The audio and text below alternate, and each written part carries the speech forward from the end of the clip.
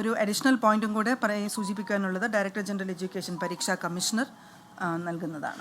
ഒരു കാര്യം കൂടി, നമ്മുടെ 10th ക്ലാസ് പരീക്ഷയിൽ തുടർ പഠനത്തിന് അർഹത നേടി പാസ്സായ വിദ്യാർത്ഥികളുടെ മുൻപിൽ നമുക്കറിയാം ഒട്ടേറെ തുടർ പഠന സാധ്യതകളാണ് ഉള്ളത്. 3 സ്ട്രീംസ്, സയൻസ്, കൊമേഴ്സ്, ഹ്യൂമാനിറ്റീസ്, 46 കോമ്പിനേഷനുള്ള higher secondary, vocational higher secondary, technical higher secondary, diploma courses, polytechnics, ഒരുപാട് തുടർപഠന സാധ്യതകളാണ് കുട്ടികൾ നമ്മൾ പരിചയപ്പെടുത്തേണ്ടതുണ്ട്. അതിൻ്റെ ഭാഗമായിട്ട് ഒരു സംസ്ഥാനത്തെ മുഴുവൻ ഹയർ സെക്കൻഡറി സ്കൂളുകളിലും മെയ് 20 തീയതി വരുന്ന 20 തീയതി 10th ക്ലാസ് പാസ്സായ വിദ്യാർത്ഥികൾക്ക് രാവിലെ 10:30 മണി മുതൽ 1 മണി വരെ ഒരു ഫോക്കസ് പോയിന്റ് എന്ന പേരിൽ, ആഫ്റ്റർ 10th ഫോക്കസ് പോയിന്റ് എന്ന പേരിൽ ഒരു ഓറിയൻറ്റേഷൻ പ്രോഗ്രാം നമ്മൾ ഹയർ സെക്കൻഡറി വിഭാഗം career guidance and adolescent counselling cell ഒരുക്കിയിട്ടുണ്ട്.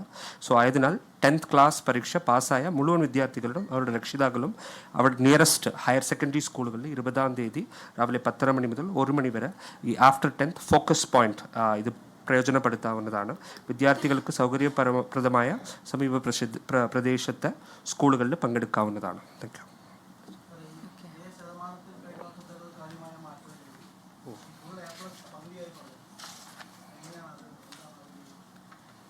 നമ്മൾ പരിശോധിച്ചപ്പോൾ ഈ വർഷം പുതിയ കരിക്കുലം ഈ വർഷം തുടങ്ങിയിട്ടുണ്ടായിരുന്നു. മുൻപ് ഫോളോ ചെയ്തിരുന്ന കരിക്കുലത്തിൻ്റെ ഒരു ചെറിയ മാറ്റം 2025-26 അക്കാഡമിക് ഇയറിൽ പ്രാവർത്തികമാക്കിയിരുന്നു. അപ്പം അതായിരിക്കാം ഒരു കാരണമെന്നാണ് പ്രാഥമികമായിട്ട് വിശകലനം ചെയ്തതിൽ നിന്നും മനസ്സിലാക്കുവാൻ സാധിച്ചിട്ടുള്ളത്. കേട്ടില്ല, എവിടുന്ന? ചെറുതായിട്ട് ബാധിച്ചിട്ടുണ്ടാകും. അപ്പോൾ എന്തുകൊണ്ടാണ് എന്ന് വിശദമായിട്ട് വിശകലനം ചെയ്തിട്ട് ഡയറക്ടറേറ്റ് പരീക്ഷാ കമ്മീഷണർ ഓഫീസും ഡയറക്ടർ ജനറലിൻ്റെ ഓഫീസും വിശദമായിട്ട് പരിശോധിച്ചിട്ട് കുറച്ചും കൂടെ എക്സാം ഓറിയൻറ്റഡ് ആയിട്ടുള്ള ഒരു പെഡഗോഗിക്കൽ അപ്രോച്ച് എടുക്കുവാൻ ടീച്ചേഴ്സിനും ഒരു ആഹ്വാനം നൽകുന്നതിനെ പറ്റി ഡയറക്ടർ ജനറൽ ആലോചിക്കുന്നുണ്ട്. അത് ഒരു പോയിന്റ് കൂടി മാം, ഞങ്ങൾ അനലൈസ് ചെയ്തപ്പോൾ ഈ A+ താങ്കൾ പറഞ്ഞത് ശരിയാണ്. പക്ഷേ 2015 to 20 എത്ര ഉണ്ടായിരുന്നോ അതേ ഫിഗറാണ് ഇപ്പോൾ ഉള്ളത്. 21 to 24 നല്ല രീതിയിൽ A+ കൂടിയിട്ടുണ്ട്. ഇപ്പോൾ ഞങ്ങൾ കാണുന്ന ഫിഗേഴ്സ്, ഫോർ എക്സാമ്പിൾ 2015 A+ എടുത്തത് 15,000, 16 20,000, 20,000, 30,000 അതേ റേഞ്ചിലാണ് ഇപ്പോൾ എത്തിയിട്ടുള്ളത്. മാഡം പറഞ്ഞതുപോലെ ഈ പുതിയ ടെക്സ്റ്റ് ബുക്ക്, പുതിയ കരിക്കുലം, പുതിയ ക്വസ്റ്റ്യൻ പേപ്പർ, ഇതാണ് മെയിൻ റീസൺസ് ആയിട്ട് ഞങ്ങൾ വിലയിരുത്തുന്നത്. We will do an analysis. Thank you.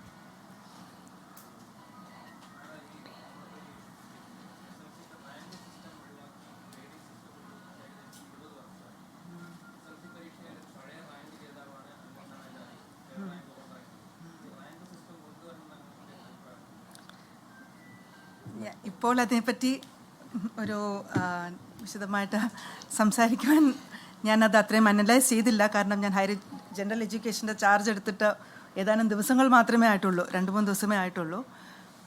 പണ്ട് അതൊരു എക്സ്ട്രീം പ്രഷർ കുട്ടികൾക്കുണ്ടാകുമായിരുന്നു. ഒരു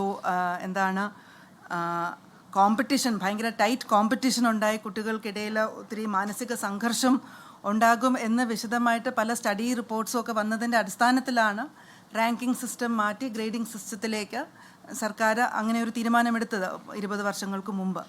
അപ്പം ആ ഒരു എക്സ്ട്രീം കോമ്പറ്റീഷൻ, ഇന്നത്തെ കുട്ടികൾക്ക് ഒരു എക്സ്ട്രീം കോമ്പറ്റീഷൻ ബെയർ ചെയ്യുമ്പോൾ എക്സ്ട്രീം സ്ട്രെസ്സൊക്കെ വരുന്ന ഒരു സിറ്റുവേഷൻ ഉണ്ട്. അപ്പം ഗ്രേഡിംഗ് ആണെങ്കിൽ അങ്ങനെ ഒരു 0.5% മാർക്ക് കുറഞ്ഞുകൊണ്ട് ഒരാളുടെ പൊസിഷൻ മോശമാകുന്നില്ല.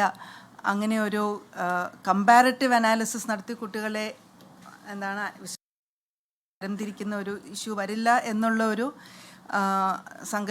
എന്നൊരു പോയിന്റിൻ്റെ അടിസ്ഥാനത്തിലാണ് റാങ്കിങ് മാറ്റി ഗ്രേഡിംഗ് സിസ്റ്റത്തിലേക്ക് മാറ്റിയത്. ഇനി അത് ഡയറക്ടറിൻ്റെ ഒപ്പീനിയൻ എന്താണെന്നും കൂടെ നമുക്ക് അന്വേഷിക്കാം വിശദമായിട്ട്. ഇല്ല, നമ്മളിത് ചർച്ച ചെയ്യേണ്ടതല്ലേ.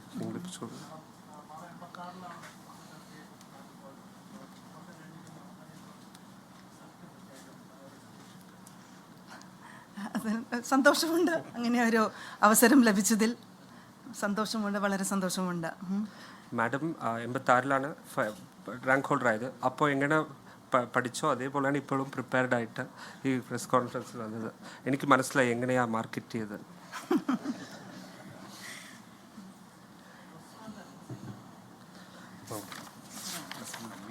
+1 അഡ്മിഷനുള്ള നടപടിക്രമങ്ങൾ ഉടനെ ആരംഭിക്കും. ഇപ്പോൾ നമുക്ക് 3,60,60,844 സീറ്റ്സാണ് ഉള്ളത്.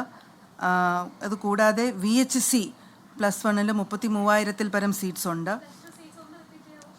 3 lakh +1 3,60,844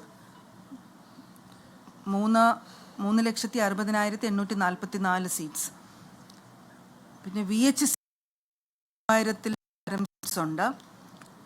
പോളിടെക്നിക്സ് ആൻഡ് ITI മേഖലയിൽ 30,000 പരം സീറ്റുണ്ട്. 30,545 നമ്മൾ പോളിടെക്നിക് മേഖലയിലുള്ള സീറ്റുകളുടെ കണക്കെടുത്തപ്പോൾ ലഭിച്ച ഇൻഫർമേഷൻ. പിന്നെ മുൻ വർഷങ്ങളിലെ പോലെ റിക്വയർമെൻറ്റ് കൂടുതൽ ആവശ്യമുണ്ടെങ്കിൽ അത് മുൻ വർഷങ്ങളിൽ അറ്റൻഡ് ചെയ്തിരുന്ന ഗൈഡ് ലൈൻസ് പ്രകാരം കുറവ് നികത്തുവാനുള്ള സ്റ്റെപ്സ് ഡിപ്പാർട്ട്മെൻറ്റിന് എടുക്കുവാൻ സാധിക്കും. അതെ,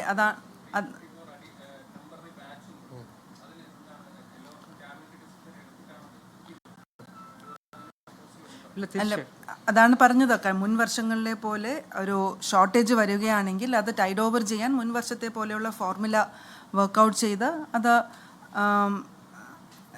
കോമ്പിറ്റൻ്റ് അതോറിറ്റിയുടെ അപ്രൂവൽ വാങ്ങിയിട്ടേ ചെയ്യാൻ പറ്റുള്ളൂ. അതിനുള്ള നടപടികൾ ഡിപ്പാർട്ട്മെൻറ്റ് ചെയ്യുന്നതായിരിക്കും. ഇത് ആക്ച്വൽ സീറ്റ്സ് ഈ വർഷമുള്ള സാങ്ഷൻഡ് സീറ്റ്സ്. ഇപ്പോൾ 25th നമ്മൾ അഡ്മിഷൻ തുടങ്ങാനാണ് ഉദ്ദേശിക്കുന്നത് ഓൺലൈനായിട്ട്. +1 അഡ്മിഷൻ ടെൻറ്ററ്റീവ്ലി 25th ആണ്. ഇപ്പോൾ 25th May. സോ അതാണ് ഇല്ല, ഓൺലൈൻ ആപ്ലിക്കേഷൻ കുട്ടികൾ അപ്ലൈ ചെയ്യാം. ഹയർ സെക്കൻഡറിയും വൊക്കേഷണൽ ഹയർ സെക്കൻഡറിയും അപ്ലൈ ചെയ്യാനുള്ള ഡേറ്റ് നമ്മൾ 25th ആണ് വെച്ചിട്ടുള്ളത്. സോ അത് വരുന്ന അനുസരിച്ച് നമ്മുടെ ഈ മാർജിനൽ ഇൻക്രീസും അഡീഷണൽ ബാച്ചസും എല്ലാം നമ്മൾ 100% അസസ് ചെയ്ത് ഒരു പ്രശ്നവും വരാത്ത രീതിയിൽ തന്നെ നമുക്ക് സീറ്റ്സ്.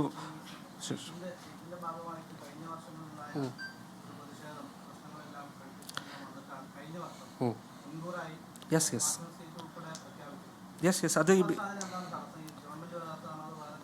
ഇല്ല, വേറെ തടസ്സമൊന്നുമില്ല. റിക്വയർമെന്റ് വർക്ക്ഔട്ട് ചെയ്തിട്ട് അതിനുള്ള നോട്ട് പെട്ടെന്ന് മൂവ് ചെയ്യുന്നതായിരിക്കും. No worries.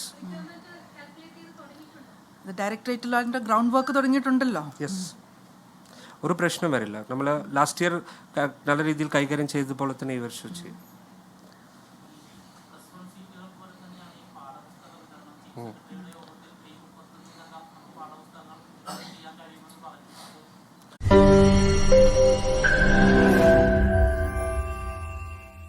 ലോകത്തെവിടെയായാലും ഏത് സമയത്തും 24 വാർത്തകളും ഓഗ്മെന്റഡ് റിയാലിറ്റി പാക്കേജുകളും എക്സ്പ്ലെയിനറുകളും വിശദമായി കാണാൻ ഞങ്ങളുടെ YouTube ചാനൽ നിങ്ങൾക്ക് സബ്സ്ക്രൈബ് ചെയ്യാം.